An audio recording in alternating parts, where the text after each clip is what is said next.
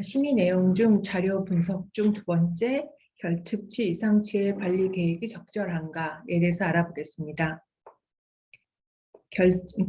데이터를 모으다 보면은 결측된 자료가 있기도 하고, 물론 실험실에서 잘 실험이 된 데이터들은 결측치가 없는 경우가 많긴 해요. 그래서 심의를 할 때 결측치 이상치에 관한 계획이 없는 과제들이 많이 있어요. 연구 과제들이. 근데 혹시 결측치 이상치가 발생할 수 있는 데이터가 있다면 어떻게 그것에 대한 계획을 세워야 되는지 알아보겠습니다.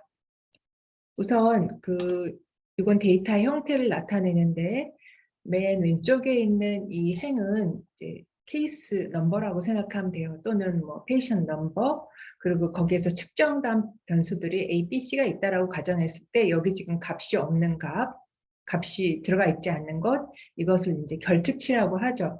그래서 결측치인 경우에는 가장 쉽게 하는 방법, 수치 데이터인 경우에는 평균으로 대체하는 방법이에요. 그래서 변수 A, B, C 각각에 대해서 A의 평균, 그러니까 결측치를 제외한 나머지 값들을 합해서 그 값의 개수로 나눠서 이제 8이라는 값을 넣었고, 이제 빨간색이 추정해서 넣은 값, 계산해서 넣은 값이 되겠고, B 변수는 결측치가 없었고, C도 마찬가지로 결측되지 않은 데이터들의 합을 평균 내서 집어넣었어요. 이게 가장 쉬운 방법입니다. 그래서 결측치가 있는 경우에 평균으로 대체하였다. 뭐 이런 식으로 계획을 쓰면 될 것 같아요. 그리고 그런 경우도 있지만, 무조건 다 평균을 쓰는 것도 있지만, 또는 이렇게 측정된 값들이 어떤 범주에 따라 달라질 수 있는 경우에는 그 범주별 평균을 사용하는 경우도 있어요. 그래서 조건 평균을 사용하는데, 이거는 이제 어떤 사람들의 이름이라고 가정하고, 그리고 최종 학력, 그 다음에 급여 이렇게 돼 있어요.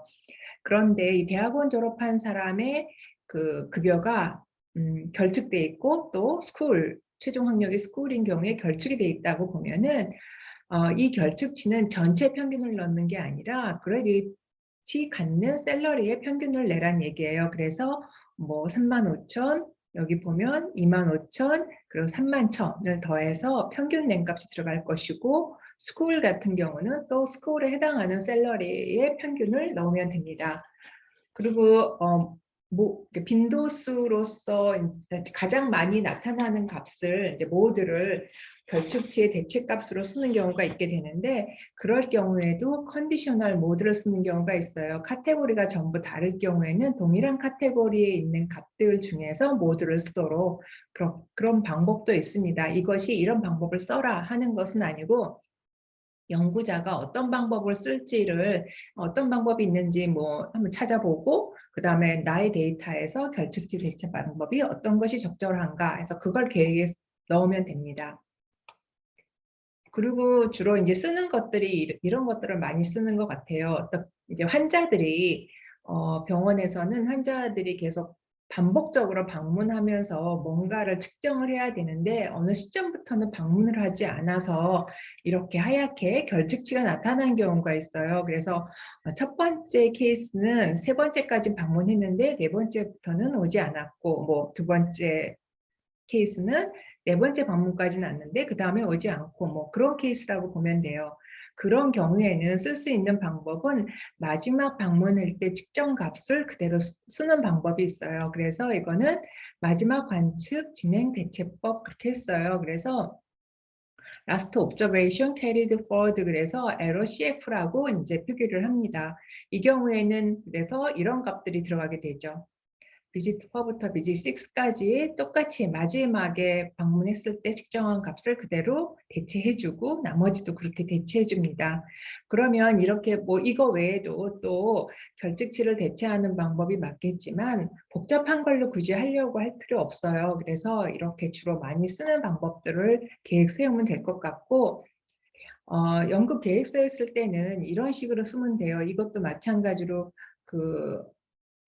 예제에서 갖고 온 건데, 그러니까 심의한 데이터에서 잘된 경우를 캡처한 건데, 여기서도 조금 전에 얘기했던 LOCF라는 방법에 의해서 결측치를 대체했어요.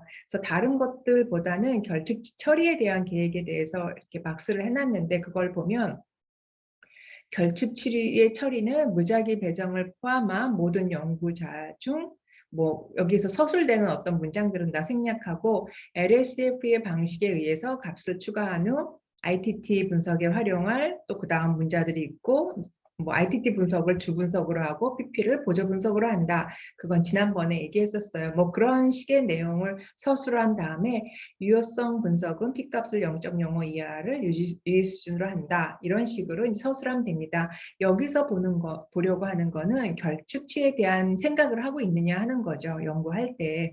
그래서 결측치가 있을 거라고 물론 결측치가 없을 수도 있겠지만 연구는 그건 계획이기 때문에 혹시 일어날지도 모르는 상황에 대한 계획은 다 들어가는 게 좋겠죠. 그래서 최근에 심의하다 보면 결측치에 대한 계획은 전혀 없어요. 있는 경우를 본 적이 없는데 이런 거는 써주면 좋을 것 같아요. 혹시 모를 그 결과에 대비해서 결측치 처리는 이렇게 한다라고 쓰면 좋을 것 같습니다. 그래서 결측치에 대한 임퓨테이션 방법들은 굉장히 많이 있어요. 지금 간단한 것만 했지만 그렇지만 어차피 그 모든 상황 안에서 가장 좋은 결측치를 대체하는 방법은 없습니다. 그래서 가장 좋은 건 그거죠. 결측치가 없도록 측정을 한다는 거예요. 그러나 이제 데이터를 만들다 보면은 데이터가 이제 구멍이 난 경우가 많이 있습니다. 그럴 경우에 대비해서 이런 방법도 있다라는 걸 알려드립니다.